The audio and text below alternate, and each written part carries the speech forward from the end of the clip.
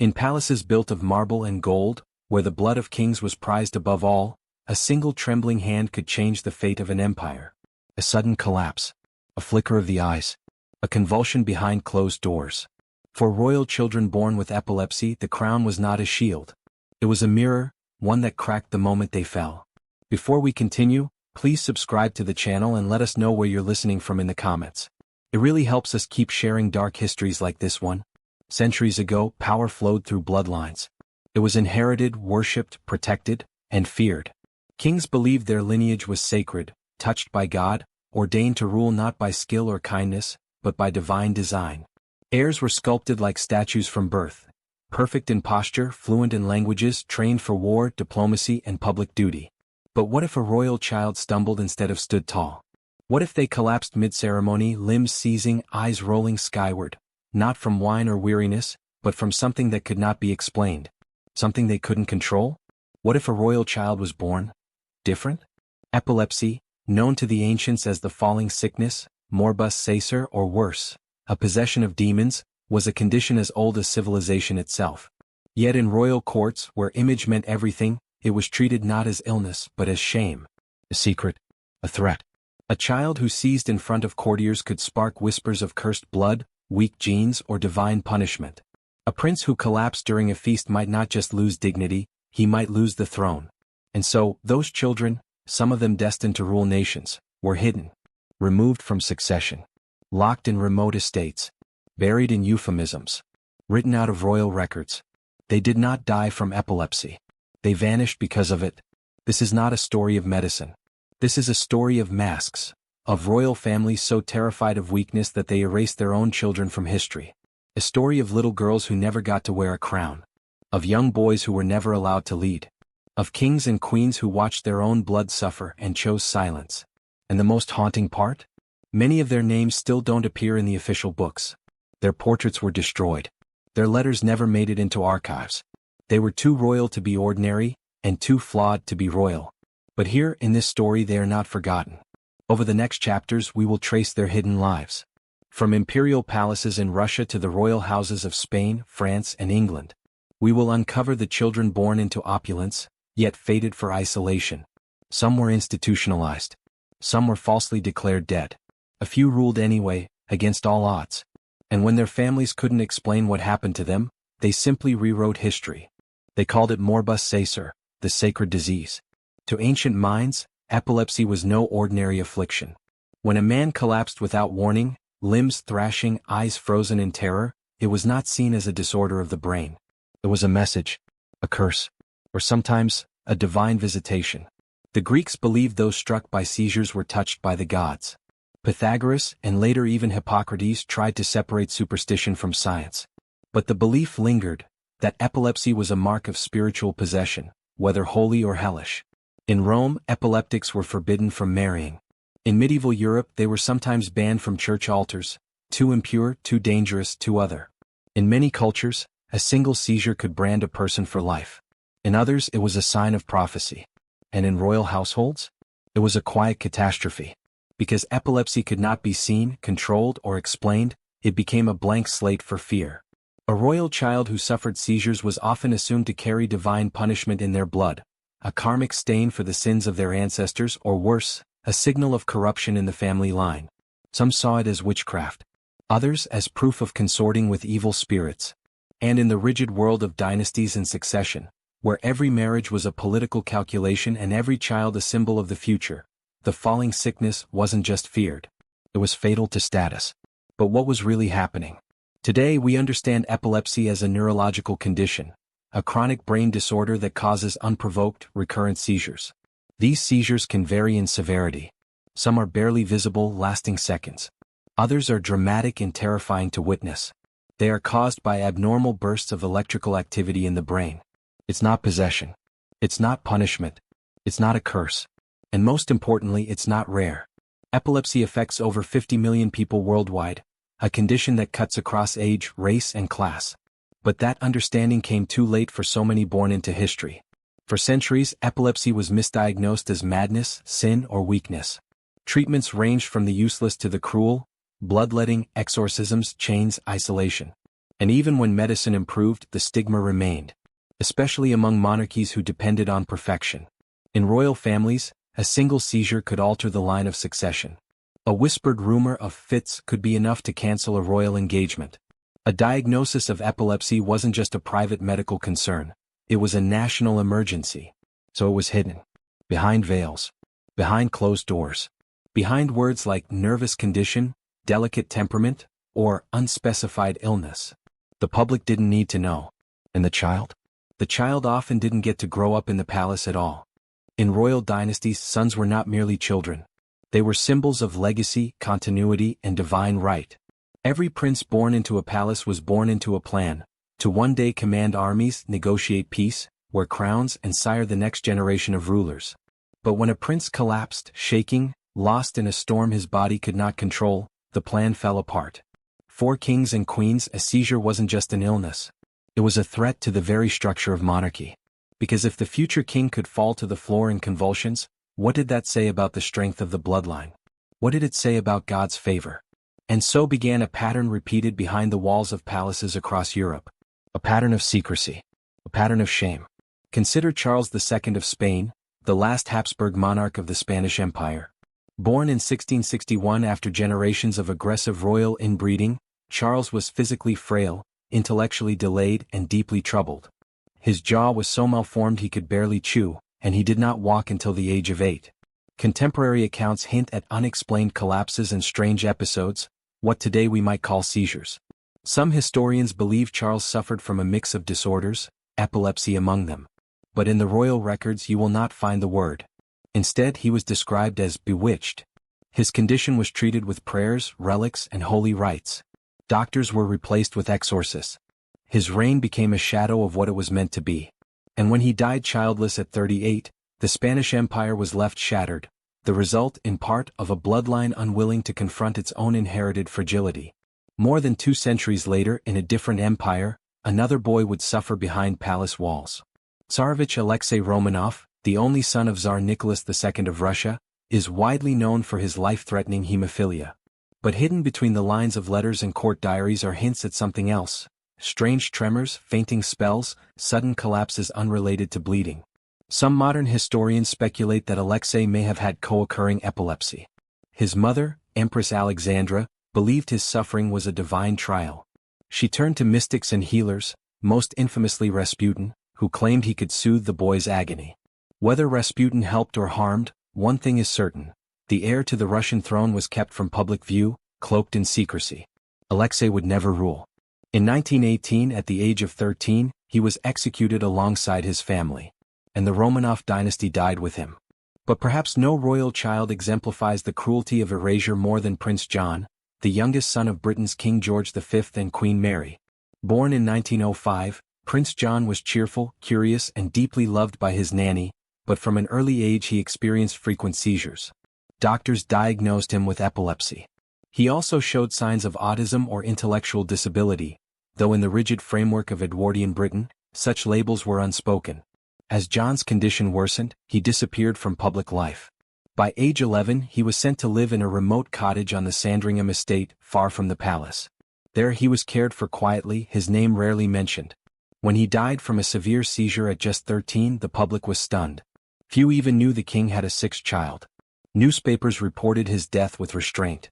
Court biographers omitted his story altogether. Only decades later did his existence re-enter public consciousness, not through royal acknowledgement, but through documentaries and independent research. Prince John was not unfit to be loved. He was simply inconvenient to be seen. Throughout history, seizures were never just medical events. They were coded, rewritten, softened into euphemisms, nervous afflictions, delicate constitution, unusual spells. Medical truth was bent to protect political fiction. And the result? Boys born to lead were made invisible. Their illnesses were seen as moral failings. Their futures were erased not by death, but by design. They were born to lead but were hidden instead. If this truth stirs something in you, if these erased legacies deserve your voice, then subscribe. Otherwise, maybe say in the comments why it's okay to let their stories fade again. Go ahead, we'll wait. If royal sons were groomed for thrones, royal daughters were polished for alliances. A princess was born not just to be admired, but to be married, a living treaty in silk and pearls. Her body was her currency. Her bloodline her dowry. She was raised to be flawless in public, obedient in private, and above all else, unmarred. But a single seizure could shatter everything. For female royals, epilepsy was not just an illness. It was a death sentence for ambition. A flaw that rendered them unfit not only for power, but for love, for courtship, for even being seen. Because while a prince with fits might still be protected by his future crown, a princess had nothing to trade if she could not secure a match. Some were hidden before their 12th birthday. Others were quietly removed after a seizure ruined a public appearance. Their names were brushed from court lists. Their portraits stopped being commissioned. And in the most tragic cases, their deaths were faked, written into the public record while they were still alive, living behind stone walls or tucked away in convents. Take Queen Juana of Castile, better known to history as Juana la Loca, Juana the Mad. She was the daughter of Ferdinand and Isabella of Spain, and for a time she held the thrones of both Castile and Aragon. But Juana was no ordinary queen. Throughout her life she was plagued by emotional instability, violent mood swings, and, as some historians now suspect, seizures. Her episodes were recorded in hushed tones, moments of collapse, incoherent speech, what her enemies called madness. Was it political slander? A psychological condition? Or was it epilepsy misinterpreted through the brutal lens of a patriarchal court? Whatever the truth, Juana's fate was sealed. After her husband's death, she was declared unfit to rule by her own father and imprisoned in a convent for nearly 50 years. She remained there, a queen in name only, until her death. Her crown stayed polished. Her body did not. Then there was Princess Marie of Hesse, granddaughter of Queen Victoria, born in the 19th century. Bright, delicate, and deeply loved by her family, Marie was known to suffer from seizures. Some believed she had contracted meningitis, others whispered of nervous spells. What is clear is that Marie's health deteriorated quickly. She died young, just days before her 3rd birthday.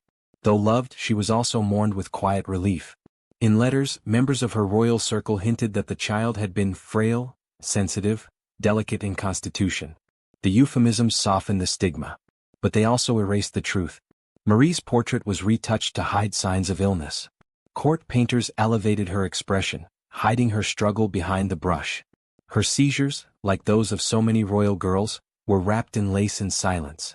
And this silence was not passive. It was strategic. To admit that a princess had epilepsy was to watch her value collapse. No noble house wanted to marry into weakness. A future duchess who could faint at a dinner or seize during childbirth was considered a liability. So instead they were labeled with hysteria. Buried in diagnoses that blamed the uterus, the nerves, the temperament, anything but the truth. These girls were not cursed. They were not unstable. They were ill, and they were hidden because of it. Behind convent gates. In country estates. In letters marked private. Their legacies reduced to whispers and rumors, erased by families that believed silence was safer than shame. But they were real. They lived. They suffered. And they deserved more than to be forgotten. Not every royal child who suffered seizures was hidden. Some grew into rulers. Not because the world accepted their condition, but because power allowed them to rewrite it. While many princes and princesses were quietly removed from history the moment epilepsy surfaced, a few figures at the very top of the chain survived the stigma. They did not escape judgment, but they held enough power to silence it. Julius Caesar, conqueror of Gaul, dictator of Rome, and the man whose name would become a title for emperors, is believed by many historians to have suffered from epilepsy. Ancient sources describe several unexplained collapses and falling fits. Plutarch and Suetonius both recorded sudden losses of consciousness, physical weakness, and strange episodes during key military campaigns. In an age where divinity was often claimed by rulers, these seizures were interpreted by some as visions, proof that Caesar was touched by the gods. Others, more skeptical, saw them as weakness. But Caesar's battlefield genius and political manipulation helped him rise above the whispers. His illness, though real, was buried beneath layers of triumph. Centuries later, another titan of history would battle similar demons. Napoleon Bonaparte, the self-crowned emperor of the French, was rumored to suffer from seizures before and after moments of extreme stress. Observers noted spells of disorientation, sudden blackouts, and even convulsions during his campaigns. While no diagnosis exists, the pattern raises the possibility of epilepsy, or a related neurological condition. But Napoleon controlled his narrative with ruthless precision. The man who rewrote France's legal code, toppled monarchies, and crowned himself beneath the gaze of the Pope, would never allow the world to see him falter. If seizures occurred, they were absorbed into legend, dismissed as fatigue, divine fury, or strategic mystery. And then there was Peter the Great of Russia. Towering in stature and ambition, Peter dragged his empire into the modern world. He built cities, crushed uprisings, and transformed a medieval monarchy into a European powerhouse. But as a child, Peter was said to suffer from fits. Court records speak of uncontrollable tremors, emotional storms, and mysterious episodes that left him physically drained. As Tsar, he would hide this vulnerability behind a mask of brutality and brilliance. His symptoms faded with age, or were simply suppressed from history as inconvenient truths. What mattered was not the seizures but the success that followed. These men remind us of a harsh reality. Sometimes power doesn't cure the illness, it just buries it deeper. When kings have seizures, the scribes stop writing. The whispers become silence. And the world forgets that even the mightiest of rulers can fall. Thousands will watch this video, but only a few will make these girls visible again. Be one of them. Subscribe to the History Scar. If not, tell us why in the comments. Tell us why their lives don't matter. In royal history, truth has always been optional, especially when it is inconvenient. For children of monarchs born with epilepsy, the truth was rarely told. Instead, it was rewritten, softened, or erased entirely. The goal was not healing, it was control. Royal families developed their own language for hiding what they feared. Epilepsy was almost never named. Instead, court documents and family letters referred to weak nerves, spells, or moods. Medical records used ambiguous terms like melancholia or nervous affliction. Some went further, blaming bad humors, temperamental imbalance, or even possession of the imagination. But these weren't just harmless euphemisms, they were weapons of silence. Secrecy began early. As soon as signs of epilepsy appeared, royal children were often relocated. They were sent to remote estates, far from court life, guarded by servants who understood the rules of discretion. Others were hidden in sanatoriums, private facilities where money could buy invisibility. In Catholic monarchies, convents and monasteries became convenient places to hide away daughters with delicate constitutions. The public never knew. The press, where it existed, was silenced. And physicians, the few trusted enough to treat royal blood, were often bound by strict royal oaths of secrecy. These doctors didn't only treat the body, they protected the dynasty. When letters survive, they are rare. But they reveal a world beneath the polished portraits and polished lies. One English duchess, writing in the early 19th century, referred cryptically to her niece who is not to be spoken of. In a letter from a Bavarian court, a royal aide described a child, whose soul is sound but whose body betrays her. In the margins of a Spanish ledger, a physician simply wrote, "The boy will not speak again before God allows it." It is unclear who he meant. That boy's name is lost. This culture of secrecy came with consequences. Many of these children were misdiagnosed, treated for illnesses they did not have, denied therapies that might have helped. Others were simply mistreated, isolated, punished, or restrained during seizures by caretakers who believed them to be possessed. Some died young, not from epilepsy, but from neglect and misunderstanding. And always, behind the locked doors and drawn curtains, there was the echo of court gossip. Whispers passed between nobility like poisoned wine. She had a fit at the ball. He was removed from succession quietly. No one seen the youngest child in months. But the story always ended the same way, silence. Not because these children were dangerous, but because they were inconvenient. These weren't just cover-ups, they were lives stolen from the light. If you've stayed with us this far, you owe it to them to subscribe. And if not, let us know why silence still wins. Let's hear it. In monarchies, blood was more than lineage, it was identity. Power didn't flow through parliaments or laws. It flowed through veins. But what happens when the blood itself becomes suspect? For centuries, royal families married within a narrow pool. Cousins, uncles, nieces, even siblings in some dynasties. These unions were designed to protect territory, preserve alliances, and concentrate power. But they also concentrated genes. And in time, the cost became undeniable. From the Habsburg jaw to the hemophilia of Queen Victoria's descendants, the history of royal genetics is littered with quiet tragedies. Epilepsy was one of them. Though not solely caused by heredity, epilepsy does have genetic links. In families already burdened by generations of inbreeding, the chances rose, and so did the consequences. A prince with seizures wasn't just a sick child. He was a signal that the dynasty itself was weakening. And so fear took root. Not just in palaces, but in the public. In kingdoms built on the myth of divine right, any crack in the royal image threatened the entire structure. If God truly chose these rulers, why did their children fall to the floor, trembling? If their blood was sacred, why did it carry so much sickness? Across Europe, monarchies became obsessed with managing perception. Medical conditions were not just private concerns, they were political liabilities. A seizure could cast doubt on a royal engagement. A whisper of illness could sabotage a treaty. Some heirs were passed over quietly. Others were married off quickly to remove the problem from the core family.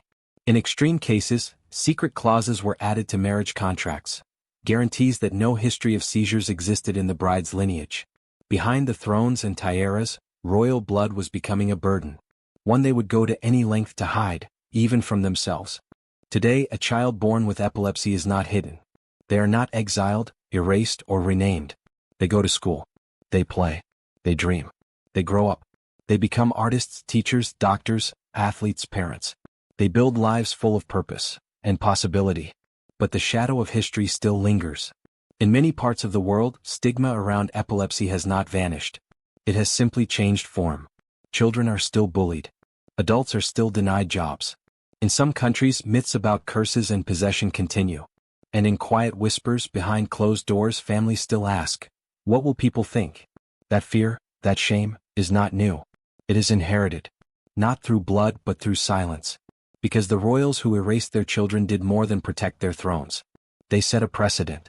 They taught generations that illness must be hidden. That difference must be corrected. That a shaking body is a failing one. That some people, even if born in palaces, are better off forgotten. But the truth refuses to stay buried. The stories you've heard today, of princes removed from succession, of princesses locked away, of monarchs who trembled behind their crowns, they are not just historical curiosities. They are a mirror. They show us how far we've come, and how fragile that progress is. Because dignity is not a privilege. It is a right. Visibility is not dangerous.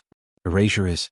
To remember these royal children is not to glorify them, but to acknowledge them, as human beings who suffered not just because of illness, but because of the way the world responded to it.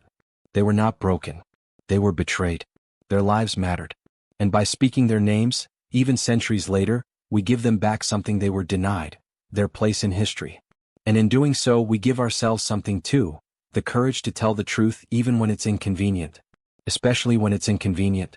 Because every time we tell one of these stories, we weaken the lie that perfection is power. And we strengthen the truth that humanity in all its forms is worth remembering. At the History Scar, we don't just tell stories, we resurrect the erased. We don't let royalty, illness, or time bury the truth. Subscribe now to give voice to those the world chose to forget. And if you won't, at least leave a comment. Tell us why these stories aren't worth remembering.